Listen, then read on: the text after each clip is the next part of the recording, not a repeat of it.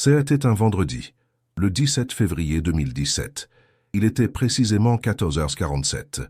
Dehors, le Mistral soufflait une colère froide sur Marseille, mais à l'intérieur de cette boulangerie de quartier, l'air était stagnant, lourd. Une odeur écœurante de croissants brûlés, de poudre et de fer remplissait mes poumons. Mon partenaire, Hakim, gisait au sol, gargouillant son propre sang, la poitrine déchiquetée par des impacts de calibre 5,56. Moi, avec ma jambe droite pulvérisée, je ne pouvais que fixer le vieil homme derrière son comptoir. Il essuyait calmement ses mains sur son tablier avec la sérénité d'un chirurgien après une opération réussie. C'est à cet instant précis que j'ai tout compris. Nous venions de frapper à la porte de l'enfer, sans savoir que le diable en personne nous ouvrirait. Fais une pause. Tu penses que l'État ne nous surveille pas? Que ce genre d'histoire n'arrive que dans les films? Cette vidéo est la raison pour laquelle la DGSI a un dossier épais comme un dictionnaire à mon nom. C'est ce qui arrive quand on essaie de taxer le mauvais boulanger dans les quartiers nord. Alors, avant que les algorithmes ne fassent leur travail de censure, avant que ce témoignage ne soit classé apologie du terrorisme et ne disparaisse pour toujours, appuie sur le pouce bleu et abonne-toi. Tu protèges cet espace. Tu me permets de continuer à exposer la vérité crue du système, celle qu'on ne te montrera jamais au journal de 20 heures. Maintenant que tu as renforcé le canal, que tu fais partie du cercle des initiés, on peut revenir en arrière. Remontons le temps. Juste 2 heures avant que le sol carrelé de cette putain de boulangerie ne soit repeint avec le sang de mes amis. 2 heures avant, J était le roi du monde. Ou du moins, le roi de mon petit monde. Arrogant, invincible, persuadé que les rues de Marseille m'appartenaient. C'est toujours comme ça que ça commence, non?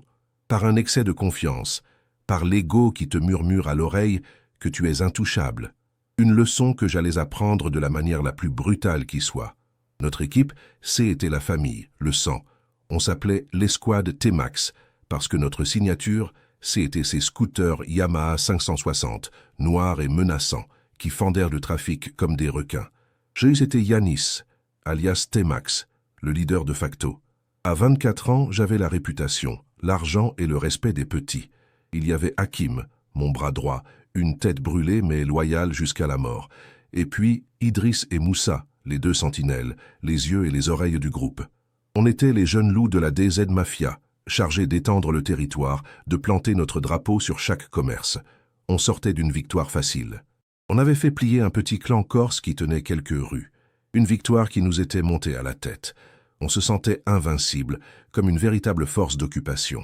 On passait nos après-midi dans un bar à chicha du vieux port, noyé dans la fumée de pommes et les basses du dernier son de Jules. Les bouteilles de Belvédère s'alignaient sur la table et je faisais nonchalamment tourner mon Glock 19, une extension de ma propre main, le symbole froid et métallique de notre pouvoir fraîchement acquis. La sensation était enivrante, un poison lent qui nous rendait aveugles. La motivation derrière l'opération de la boulangerie, était un mélange toxique. D'abord, il y avait les ordres du grand patron du réseau. Il voulait un contrôle économique total sur le 15e arrondissement, et le racket était l'outil le plus direct. Chaque commerçant devait payer son impôt de protection. Mais pour moi, ça a été plus personnel. Ça était une question d'ego, une démonstration de force. Prendre cette boulangerie, ça a été comme planter notre bannière au cœur d'un territoire conquis. On ne le faisait pas juste pour l'argent. On le faisait pour le message, pour que tout le monde sache qui commandait désormais. On avait fait nos devoirs, ou du moins, on croyait les avoir faits. La cible était parfaite sur le papier. Le Fournil de Pagnol. Une petite boutique d'angle tenue par un certain monsieur Fournier. Un vieux de 68 ans, seul, sans famille connue dans le quartier. Un provincial qui avait racheté le fonds de commerce 1 an plus tôt. Aucune affiliation, aucune protection. Un civil parfait. Pour nous, c'était une formalité, une ligne de plus sur notre registre comptable. On se voyait déjà en train de rire de sa tête de vieux pépé effrayé en comptant les billets. Notre arsenal était à l'image de notre confiance, efficace et sans fioriture.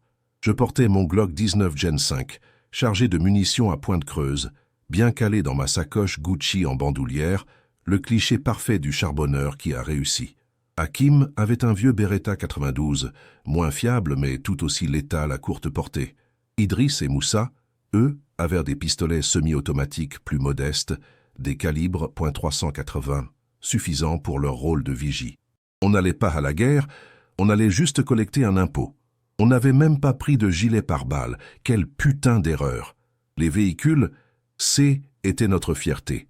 2 Yamaha TMX 560, noir mat, débridés pour atteindre des vitesses folles dans les ruelles étroites. Ces machines n'étaient pas que des moyens de transport, c'étaient des déclarations de pouvoir, des trônes mobiles qui nous élevaient au-dessus du commun des mortels. Quand on débarquait à 4 sur ces engins, le bruit des moteurs suffisait à faire baisser les regards. On était une meute de prédateurs mécaniques, et ce jour-là, on pensait avoir repéré une proie facile, une brebis isolée qui n'attendait que d'être tondue. Le trajet jusqu'à la boulangerie fut court, presque cérémonial. On a quitté la cité sous le soleil de l'après-midi, le Mistral nous fouettant le visage. Le ronronnement puissant des T-Max était la bande-son de notre arrogance. On a longé l'avenue principale, ignorant les feux rouges, se faufilant entre les voitures avec une assurance insolente. Chaque manœuvre réussie renforçait notre sentiment de toute puissance. On était les maîtres du bitume, les seigneurs de notre jungle de béton, et on se dirigeait vers une simple boulangerie pour y affirmer notre règne sans partage. Arrivé à destination, on a appliqué notre protocole habituel. J'ai coupé mon moteur à une vingtaine de mètres, dans un angle mort. Moussa et Idriss se sont postés de l'autre côté de la rue, l'un faisant semblant de téléphoner, l'autre s'adossant à un mur, balayant le périmètre du regard. Leur job était simple, assurer la contenance, nous prévenir de toute activité suspecte, de l'arrivée d'une patrouille de police ou d'un véhicule d'un clan rival. Ils devaient nous garantir une fenêtre d'extraction propre, une simple formalité, pensions-nous. À travers la vitrine, j'ai observé notre cible une dernière fois, M. Fournier. Il était exactement comme nos informations le décrivaient, une silhouette un peu voûtée, une petite bedaine de bon vivant, un tablier blanc maculé de farine. Il servait une vieille dame, lui rendant la monnaie avec une lenteur presque comique. Ses gestes étaient ceux d'un homme fatigué par des décennies de labeur. Il incarnait la fragilité, la proie idéale. Un pauvre type qui allait nous donner son argent sans faire d'histoire, juste pour qu'on le laisse tranquille. La victime parfaite. Le plan était d'une simplicité enfantine, presque insultante. Hakim et moi, on entrait. Pas de cagoule, pas de gants. On voulait qu'il voie nos visages, qu'il sache pour qui il allait travailler désormais. On allait être direct, un papo-reto comme on dit. Lui expliquer les nouvelles règles du jeu, fixer le montant de la taxe hebdomadaire et repartir avec le premier versement. Une opération de 10 minutes, montre en main, propre, rapide, efficace. Une démonstration de pouvoir qui allait asseoir notre réputation dans tout le quartier. Je me souviens encore de la certitude qui m'habitait en descendant du scooter. C était plus que de la confiance. C était une foi absolue en notre supériorité. Le monde était divisé en 2 catégories, les prédateurs et les proies. Et nous, avec nos armes, nos scooters et notre jeunesse insolente, nous étions sans l'ombre d'un doute au sommet de la chaîne alimentaire. Ce boulanger n'était qu'une étape, un maillon faible à soumettre. L'idée même d'un échec, d'une résistance, ne m'a même pas effleuré l'esprit. C'était juste un autre jour au bureau. Hakim m'a jeté un regard entendu, un petit sourire en coin. Il partageait ma certitude. On était une machine bien huilée. On avait fait ça des dizaines de fois avec des épiciers, des gérants de snacks. C'était notre routine. On était les collecteurs d'impôts du nouveau système. On a traversé la rue. Le bruit de nos baskets Nike TN sur le bitume était le seul son qui comptait. Le vent glacial ne parvenait pas à éteindre le feu de l'arrogance qui brûlait en nous. On allait entrer, prendre ce qui nous était dû et repartir. Simple. Le tintement de la cloche au-dessus de la porte a annoncé notre entrée. L'odeur de pain chaud et de viennoiserie a empli nos narines. Un contraste presque absurde avec nos intentions. La vieille dame était partie. Il n'y avait plus que lui, le boulanger, qui essuyait son comptoir avec un chiffon. Il a levé la tête, sans surprise, presque comme s'il nous attendait. Je me suis approché, m'accoudant lourdement sur le présentoir en verre, un geste calculé pour marquer ma domination. Mon regard était froid, mon ton se voulait sans réplique. « Salut, le vieux », j'ai commencé, ma voix intentionnellement basse et menaçante. Les affaires ont changé dans le quartier. À partir d'aujourd'hui, l'impôt de protection, c'est avec nous que ça se passe. Pour appuyer mes mots, j'ai lentement ouvert la fermeture éclair de ma sacoche, laissant apparaître la crosse noire et anguleuse de mon Glock. C'était le moment clé, le pivot psychologique. le moment où la peur devait s'installer dans ses yeux, où il devait comprendre qu'il n'avait pas le choix. C était le protocole, la signature de notre autorité. Mais sa réaction n'a pas été celle attendue. Il n'a pas tremblé, il n'a pas bégayé. Il a simplement arrêté d'essuyer le comptoir. Lentement, il a relevé son regard vers le mien. Et ce que j'ai vu dans ses yeux m'a glacé le sang. Il n'y avait aucune peur, aucune panique, juste une analyse, une évaluation froide, clinique, presque dédaigneuse, comme un entomologiste qui observe un insecte particulièrement stupide.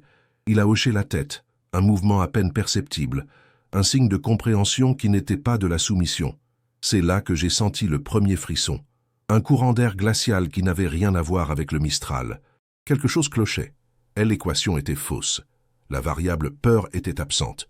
Son calme était anormal, C était un silence hostile, un vide qui aspirait toute notre assurance. Hakim, à côté de moi, l'a senti aussi. Je l'ai vu jeter un regard nerveux vers la porte. Une petite voix dans ma tête, celle de l'instinct de survie, a commencé à crier. « C'est un guet-apens, casse-toi !» Mais mon ego, assourdissant, a couvert le son de l'alarme. Le détail qui a tout fait basculer était infime. Alors qu'il hochait la tête, sa main droite, cachée sous le comptoir, a fait un mouvement. Ce N n'était pas le geste d'un homme qui cherche une arme de fortune, une vieille pétoire pour se défendre. C était un mouvement précis, court, économique. Un simple appui, le clic d'un bouton. Je n'ai rien entendu, mais j'ai vu la tension dans son avant-bras, le muscle qui se contracte sous la peau. Il n'appelait pas à l'aide. Il donnait un signal. Il activait quelque chose. Et puis, il y a eu son regard. Il a cessé de me regarder comme une menace pour me regarder comme une base comptable, une perte déjà enregistrée. Il y avait de la pitié dans ses yeux, de la pitié pour ma stupidité, pour mon arrogance. Il savait ce qui allait arriver, et il savait que je l'ignorais. Ce changement de regard a été plus terrifiant que n'importe quelle arme qu'il aurait pu sortir. Le prédateur. Ce n'était pas moi. J était l'agneau qui venait de se jeter dans la gueule du loup en croyant être le boucher. J'ai ouvert la bouche pour dire quelque chose, pour reprendre le contrôle, pour briser ce silence insoutenable. Mais aucun son n'est sorti. Le temps semblait s'étirer, chaque seconde devenant une éternité. Le bruit de mon propre cœur qui battait dans mes tempes était assourdissant. Dehors, le bruit de la ville semblait s'être évanoui. Il n'y avait plus que nous trois dans cette boulangerie, suspendus dans un instant de pure tension, juste avant la rupture, juste avant que notre monde ne s'effondre. Hakim a fait un pas en arrière, sa main se crispant sur la crosse de son beretta. Il avait enfin compris, lui aussi. « Yanis, on se casse », a-t-il murmuré, sa voix soudainement rauque. C était trop tard. Le piège était déjà refermé. Le vieux n'a pas bougé d'un centimètre. Son expression toujours aussi neutre, presque ennuyée. Il était le maître du temps, le chef d'orchestre d'une symphonie macabre dont nous allions être les seuls instruments. Il attendait simplement que la musique commence. Le regard du vieil homme a glissé par-dessus mon épaule, vers la vitrine. Un simple coup d'œil, mais il signifiait tout. Il ne regardait pas si quelqu'un arrivait. Il confirmait que tout était en place. C'est ce regard qui a signé notre arrêt de mort. J'ai compris à ce moment-là que nous n'étions pas les acteurs principaux de cette scène. Nous n'étions que des figurants, des accessoires dans une pièce bien plus grande et complexe, une opération dont nous ne comprenions même pas les enjeux. Notre petit racket venait de croiser la route d'une partie d'échecs de niveau international. L'enfer s'est déchaîné en moins de 90 secondes. 2 Peugeot 5008 noirs, banalisés, ont surgi de nulle part, bloquant la rue dans un mouvement de tenaille parfait. Les pneus ont crissé sur l'asphalte. Avant même qu'on ait pu analyser la situation, 6 hommes en sont descendus. Pas d'uniforme, pas de police. Juste des silhouettes vêtues de noir, gilets tactiques, cagoules et lunettes de protection. Leurs mouvements étaient fluides, économiques, terrifiants de professionnalisme. Ils tenaient des fusils d'assaut HK G36C, des armes de guerre. L'action a été une neutralisation chirurgicale. 2 opérateurs ont flanqué par la droite, 2 par la gauche, tandis que les 2 autres prenaient position derrière les voitures. Les premiers tirs étaient étouffés, des hip-hops, discrets, suivis du fracas de la vitrine qui explosait en 1000 morceaux. Idriss et Moussa, nos guetteurs, n'ont même pas eu le temps de comprendre. Ils ont été abattus avant d'avoir pu dégainer, leur corps s'affaissant sur le trottoir comme des marionnettes dont on aurait coupé les fils. C était une exécution, pas une arrestation. Hakim a hurlé de rage et de panique. Il a réussi à tirer une fois à travers les débris de la vitrine. Un tir désespéré qui s'est perdu dans le ciel. La réponse a été instantanée. Une rafale contrôlée de 3 coups l'a frappé en plein torse, le projetant en arrière contre le présentoir à gâteau. Le bruit de l'impact était sourd, humide. Je l'ai vu s'effondrer, le regard vide. Une fontaine de sang jaillissant de sa bouche. Mon cerveau a refusé de traiter l'information. Tout allait trop vite. Le chasseur était devenu la proie. Mon instinct a pris le dessus. Je me suis jeté au sol, derrière le comptoir, alors qu'une autre rafale balayait l'endroit où je me trouvais une seconde plus tôt. C'est là que la douleur a explosé. Une décharge électrique d'une violence inouïe a parcouru ma jambe droite. J'ai entendu un craquement sinistre, comme une branche sèche qu'on brise. Un projectile avait traversé le bois du comptoir et avait pulvérisé mon fémur. La douleur était si intense qu'elle en devenait abstraite. Une information blanche et brûlante qui submergeait tous mes sens. L'odeur de pain chaud a été remplacée par celle, âcre et métallique, de la cordite et du sang. Le son des tirs des opérateurs était méthodique, presque rythmé, des rafales courtes et précises. Le son de mon propre tir, si j'avais pu en faire un, aurait été celui de la panique. Mon monde venait de basculer. Il y a 1 minute, J était un prédateur au sommet de sa chaîne alimentaire. Maintenant, J était un animal blessé, piégé, attendant le coup de grâce. Le sol froid de la boulangerie est devenu mon univers. Les bottes tactiques ont frappé le carrelage. 2 opérateurs sont entrés, se déplaçant en formation, balayant chaque recoin avec le canon de leur fusil. Leurs mouvements n'avaient rien à voir avec ceux des flics de la BAC qu'on avait l'habitude de croiser. C était autre chose. C était une efficacité militaire, une absence totale d'hésitation. Ils n'étaient pas là pour négocier ou pour arrêter. Ils étaient là pour neutraliser une menace. Et la menace, c'était nous. L'un d'eux m'a repéré. Le canon de son HK G36 s'est pointé sur ma tête. J'ai fermé les yeux, attendant l'impact final, la fin de cette humiliation. Le silence qui a suivi a été plus assourdissant que les coups de feu. J'entendais ma propre respiration, sifflante et paniquée. Je sentais le sang chaud de ma jambe se répandre sur le sol, se mélangeant à la farine et aux débris de verre. C était fini. J'avais perdu. J était devenu un bolos, un moins que rien. Puis, une voix a brisé le silence. Une voix ferme, claire, sans l'ombre d'un accent provençal. « Pas celui-là », a dit le vieil homme. J'ai ouvert les yeux. Monsieur Fournier était sorti de derrière son comptoir. Il n'était plus voûté, il se tenait droit. Son regard n'était plus fatigué, il était vif et autoritaire. Le commissaire va vouloir l'interroger, emmenez-le. À cet instant, l'identité du prédateur m'a frappé en pleine face. Ce n'était pas un simple boulanger. C était un opérateur, un homme du système.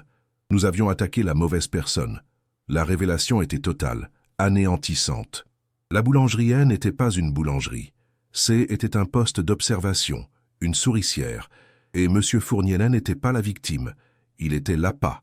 Nous, avec notre arrogance de petits caïds de quartier, étions tombés tête la première dans une opération montée par des professionnels, probablement la BRI, l'anti-gang. Nous pensions mener une simple activité de racket, mais nous venions de perturber une mission d'infiltration de la plus haute importance. On avait joué dans la cour des grands, et on s'était fait pulvériser. Le combat, si on peut appeler ça un combat, a duré moins de 45 secondes. Après le mot du vieil homme, le silence est revenu, lourd et pesant. Les opérateurs de la BRI se sont mis au travail avec une efficacité glaçante. Ils ont ramassé leurs douilles, ont pris des photos de la scène avec un appareil spécial, ont communiqué par radio avec des mots de code que je ne comprenais pas. Ils nettoyaient la scène, effaçant les traces de leur passage, préparant la version officielle qui serait servie aux médias et à la justice. Un des opérateurs m'a attrapé par ma jambe valide et m'a traîné dehors comme un sac de viande. La douleur était fulgurante, mais l'humiliation, elle, était encore plus. Ma tête heurtait le sol, mon visage balayait les débris de notre défaite. J'ai laissé une traînée de sang sur le carrelage que j'avais voulu profaner de ma présence. Dehors, les corps de mes amis étaient déjà recouverts de bâches noires. Leur TMAX, autrefois symbole de notre puissance, gisait sur le côté, inerte et ridicule. Le roi était nu. La police nationale, la vraie, celle en uniforme, n'est arrivée que 25 minutes plus tard. Quand ils sont arrivés, la scène avait été complètement transformée. Les opérateurs de la BRI avaient disparu, emportant avec eux les corps d'Idriss et Moussa. ainsi que toutes les preuves de leur intervention. La version officielle, je l'ai apprise plus tard, a été un règlement de compte entre bandes rivales, un classique, une histoire simple et crédible qui fermait le dossier proprement, sans poser de questions gênantes sur la présence d'une unité d'élite parisienne à Marseille. Ma sentence n'a pas été prononcée dans un tribunal. Elle a été décidée dans une salle d'interrogatoire anonyme, quelque part dans les sous-sols d'un bâtiment officiel. Pas de coups, pas de torture physique, juste des questions. Des heures de questions posées par des hommes en costume au visage impassible. Ils voulaient tout savoir. Était un vendredi, le 17 février 2017. Il était précisément 14h47. Dehors, le Mistral soufflait une colère froide sur Marseille, mais à l'intérieur de cette boulangerie de quartier, l'air était stagnant, lourd. Une odeur écœurante de croissants brûlés, de poudre et de fer remplissait mes poumons. Mon partenaire, Hakim, gisait au sol, gargouillant son propre sang, la poitrine déchiquetée par des impacts de calibre 5,56. Moi, avec ma jambe droite pulvérisée, je ne pouvais que fixer le vieil homme derrière son comptoir. Il essuyait calmement ses mains sur son tablier, avec la sérénité d'un chirurgien après une opération réussie. C'est à cet instant précis que j'ai tout compris. Nous venions de frapper à la porte de l'enfer, sans savoir que le diable en personne nous ouvrirait. Fais une pause. Tu penses que l'État ne nous surveille pas, que ce genre d'histoire n'arrive que dans les films. Cette vidéo est la raison pour laquelle la DGSI a un dossier épais comme un dictionnaire à mon nom. C'est ce qui arrive quand on essaie de taxer le mauvais boulanger dans les quartiers nord. Alors avant que les algorithmes ne fassent leur travail de censure, avant que ce témoignage ne soit classé « apologie du terrorisme » et ne disparaisse pour toujours, appuie sur le pouce bleu et abonne-toi. Tu protèges cet espace. Tu me permets de continuer à exposer la vérité crue du système, celle qu'on ne te montrera jamais au journal de 20 heures. Maintenant que tu as renforcé le canal, que tu fais partie du cercle des initiés, on peut revenir en arrière. Remontons le temps. Juste 2 heures avant que le sol carrelé de cette putain de boulangerie ne soit repeint avec le sang de mes amis. 2 heures avant, j'y étais le roi du monde, ou du moins le roi de mon petit monde. Arrogant, invincible, persuadé que les rues de Marseille m'appartenaient. C'est toujours comme ça que ça commence, non? Par un excès de confiance, par l'ego qui te murmure à l'oreille que tu es intouchable. Une leçon que j'allais apprendre de la manière la plus brutale qui soit. Notre équipe, était la famille, le sang. On s'appelait l'escouade T-Max, parce que notre signature, était ces scooters Yamaha 560, noirs et menaçants, qui fendèrent le trafic comme des requins. J était Yanis, alias T-Max, le leader de facto. À 24 ans, j'avais la réputation, l'argent et le respect des petits. Il y avait Hakim, mon bras droit, une tête brûlée mais loyale jusqu'à la mort, et puis Idriss et Moussa, les 2 sentinelles, les yeux et les oreilles du groupe. On était les jeunes loups de la DZ Mafia, chargés d'étendre le territoire, de planter notre drapeau sur chaque commerce. On sortait d'une victoire facile. On avait fait plier un petit clan corse qui tenait quelques rues, une victoire qui nous était montée à la tête. On se sentait invincible, comme une véritable force d'occupation. On passait nos après-midi dans un bar à chicha du Vieux-Port, noyé dans la fumée de pommes, et les basses du dernier son de Jules. Les bouteilles de Belvédère s'alignaient sur la table, et je faisais nonchalamment tourner mon Glock 19, une extension de ma propre main, le symbole froid et métallique de notre pouvoir fraîchement acquis. La sensation était enivrante, un poison lent qui nous rendait aveugles. La motivation derrière l'opération de la boulangerie, ça était un mélange toxique. D'abord, il y avait les ordres du grand patron du réseau. Il voulait un contrôle économique total sur le 15e arrondissement, et le racket était l'outil le plus direct. Chaque commerçant devait payer son impôt de protection. Mais pour moi, était plus personnel. Était une question d'ego, une démonstration de force. Prendre cette boulangerie, était comme planter notre bannière au cœur d'un territoire conquis. On ne le faisait pas juste pour l'argent, on le faisait pour le message, pour que tout le monde sache qui commandait désormais. On avait fait nos devoirs, ou du moins, on croyait les avoir faits. La cible était parfaite sur le papier. Le Fournil de Pagnol, une petite boutique d'angle tenue par un certain Monsieur Fournier, un vieux de 68 ans, seul, sans famille connue dans le quartier, un provincial qui avait racheté le fonds de commerce 1 an plus tôt. Aucune affiliation, aucune protection. Un civil parfait.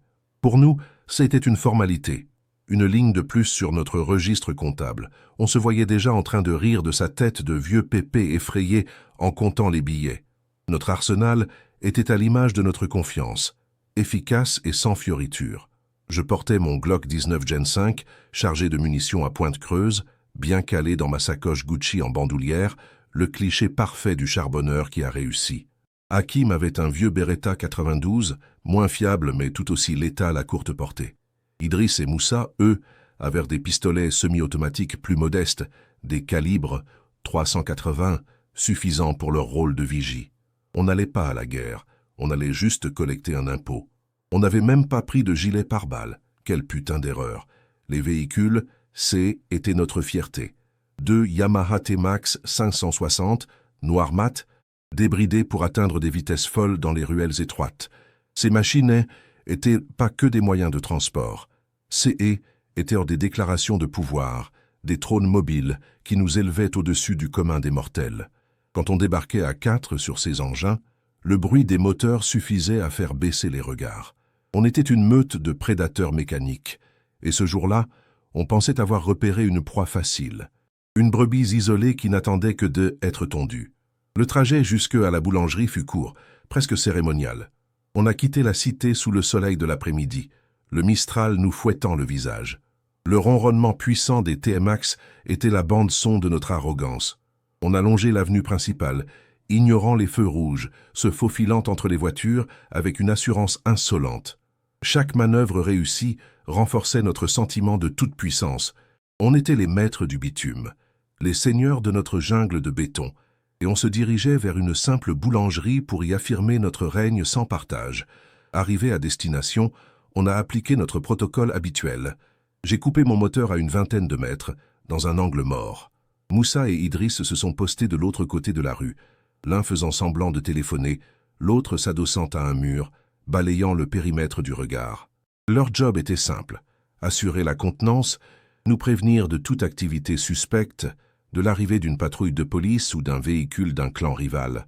Ils devaient nous garantir une fenêtre d'extraction propre. Une simple formalité, pensions-nous. À travers la vitrine, j'ai observé notre cible une dernière fois, Monsieur Fournier. Il était exactement comme nos informations le décrivaient. Une silhouette un peu voûtée, une petite bedaine de bon vivant, un tablier blanc maculé de farine. Il servait une vieille dame, lui rendant la monnaie avec une lenteur presque comique.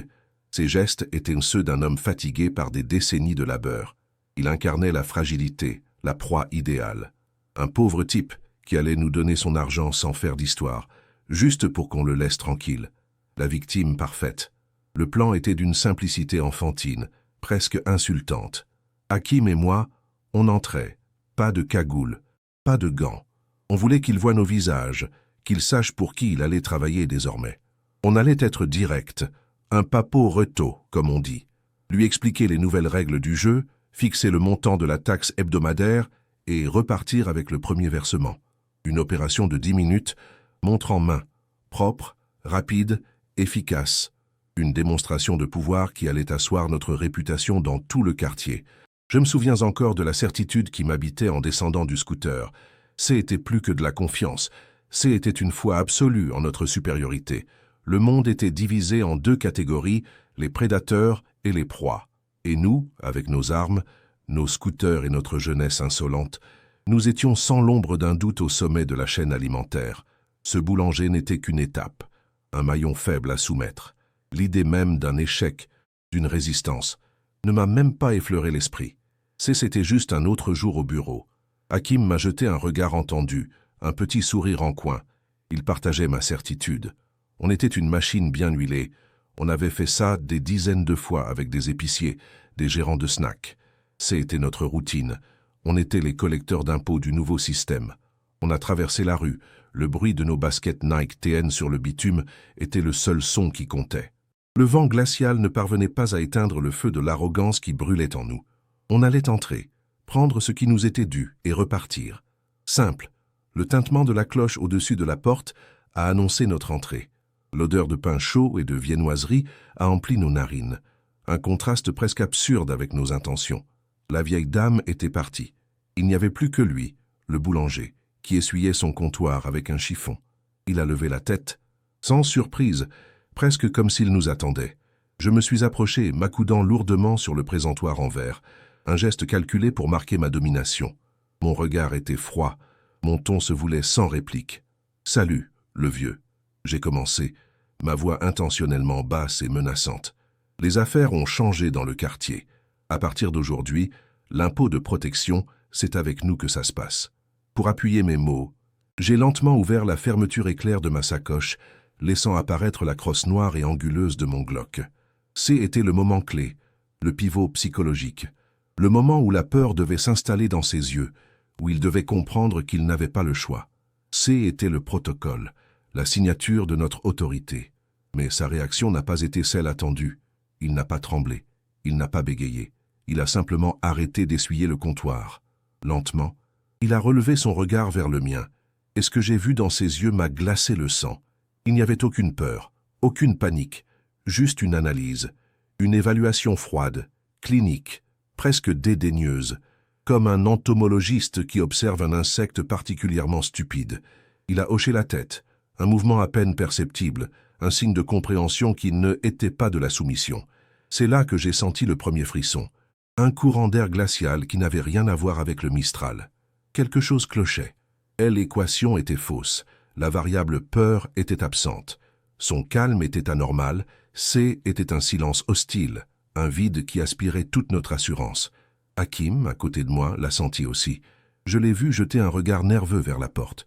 Une petite voix dans ma tête, celle de l'instinct de survie, a commencé à crier. C'est un guet-apens. Casse-toi. Mais mon ego, assourdissant, a couvert le son de l'alarme. Le détail qui a tout fait basculer était infime. Alors qu'il hochait la tête, sa main droite, cachée sous le comptoir, a fait un mouvement. Ce N n'était pas le geste d'un homme qui cherche une arme de fortune, une vieille pétoire pour se défendre. C'était un mouvement précis, court, économique. Un simple appui, le clic d'un bouton. Je n'ai rien entendu, mais j'ai vu la tension dans son avant-bras, le muscle qui se contracte sous la peau. Il n'appelait pas à l'aide, il donnait un signal. Il activait quelque chose, et puis, il y a eu son regard. Il a cessé de me regarder comme une menace pour me regarder comme une base comptable, une perte déjà enregistrée. Il y avait de la pitié dans ses yeux, de la pitié pour ma stupidité, pour mon arrogance. Il savait ce qui allait arriver, et il savait que je l'ignorais. Ce changement de regard a été plus terrifiant que n'importe quelle arme qu'il aurait pu sortir. Le prédateur, ce N, était pas moi. J était l'agneau qui venait de se jeter dans la gueule du loup en croyant être le boucher. J'ai ouvert la bouche pour dire quelque chose, pour reprendre le contrôle, pour briser ce silence insoutenable. Mais aucun son n'est sorti. Le temps semblait s'étirer, chaque seconde devenant une éternité. Le bruit de mon propre cœur qui battait dans mes tempes était assourdissant. Dehors, le bruit de la ville semblait s'être évanoui. Il n'y avait plus que nous trois dans cette boulangerie, suspendus dans un instant de pure tension, juste avant la rupture, juste avant que notre monde ne s'effondre. Hakim a fait un pas en arrière, sa main se crispant sur la crosse de son Beretta. Il avait enfin compris, lui aussi. « Yanis, on se casse », a-t-il murmuré. Sa voix soudainement rauque. C'était trop tard. Le piège était déjà refermé. Le vieux n'a pas bougé d'un centimètre. Son expression toujours aussi neutre, presque ennuyée. Il était le maître du temps, le chef d'orchestre d'une symphonie macabre dont nous allions être les seuls instruments. Il attendait simplement que la musique commence. Le regard du vieil homme a glissé par-dessus mon épaule, vers la vitrine. Un simple coup d'œil, mais il signifiait tout. Il ne regardait pas si quelqu'un arrivait. Il confirmait que tout était en place. C'est ce regard qui a signé notre arrêt de mort. J'ai compris à ce moment-là que nous ne étions pas les acteurs principaux de cette scène. Nous ne étions que des figurants, des accessoires dans une pièce bien plus grande et complexe, une opération dont nous ne comprenions même pas les enjeux. Notre petit racket venait de croiser la route d'une partie d'échecs de niveau international. L'enfer s'est déchaîné en moins de 90 secondes. 2 Peugeot 5008 noirs, banalisés, ont surgi de nulle part, bloquant la rue dans un mouvement de tenaille parfait. Les pneus ont crissé sur l'asphalte. Avant même qu'on ait pu analyser la situation, j'ai su que ce N n'était pas les flics de la BAC, C était autre chose. Une force bien plus disciplinée et létale. Le périmètre était bouclé. Notre extraction, autrefois une certitude, était devenue une impossibilité mathématique. On était des rats dans une boîte, et la boîte venait de se refermer. 6 hommes en sont descendus, se déplaçant avec une coordination qui n'appartenait pas à ce monde. Pas d'uniforme, pas de police, juste des silhouettes vêtues de noir, gilets tactiques, cagoules et lunettes de protection. Leurs mouvements étaient fluides, économiques, terrifiants de professionnalisme. Ils tenaient des fusils d'assaut HK-G36C, des armes de guerre comme des extensions de leurs propres bras. Ils n'étaient pas là pour une arrestation. C'étaient des opérateurs, des professionnels de la neutralisation, et nous étions leur cible active. L'action a été une neutralisation chirurgicale. 2 opérateurs ont flanqué par la droite, 2 par la gauche, tandis que les 2 autres prenaient position derrière les voitures. Les premiers tirs étaient étouffés.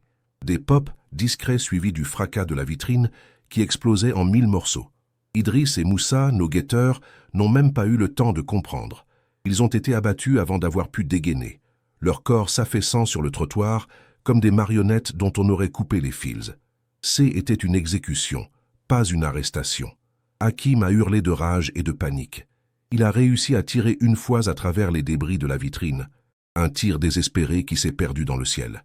La réponse a été instantanée. Une rafale contrôlée de 3 coups l'a frappé en plein torse, le projetant en arrière contre le présentoir à gâteau.